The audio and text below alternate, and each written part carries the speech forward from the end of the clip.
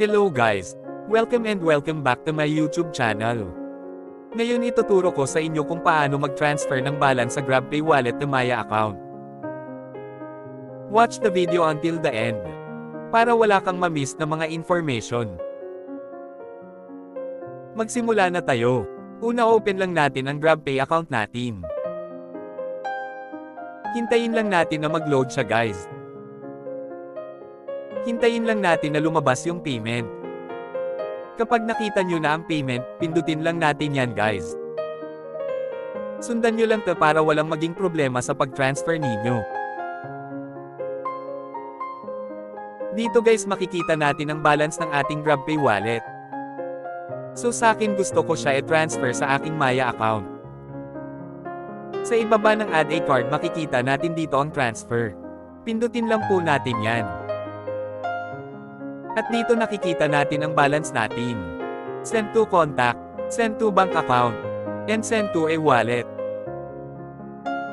Tignan muna natin itong send to bank account. Meron siyang transfer fee na 15 pesos per transaction. Pindutin lang natin ang new recipient. Dito guys makikita natin ang mga bank na available dito kay GrabPay. Pili lang po tayo kung anong bank ang pwede natin i-transfer ang ating pera. Halos lahat naman guys ay nandito na. Dahil sa Maya natin to e-transfer guys. So mag-back na tayo. Pindutin lang natin ang transfer to a wallet. Pindutin lang natin ang new recipient. Hanapin lang natin dito si Maya.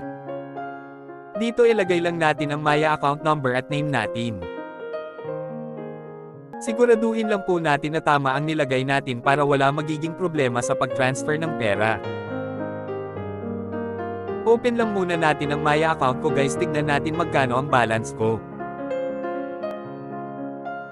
Mag-login lang muna tayo guys. 12 pesos lang laman ng Maya account ko guys. So guys, continue lang tayo sa pag-transfer. Balik lang tayo sa GrabPay ko.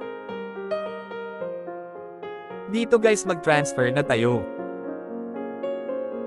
Make sure po na tama ang ating nilagay para wala pong magiging problema sa ating transaction. So guys 6,000 pesos ang i-transfer ko sa aking Maya account. Ilagay lang natin dito ang amount na gusto natin i-transfer. 100 pesos ang minimum transfer at meron siyang fee na 15 pesos. Dito ilagay lang natin ang ating PIN.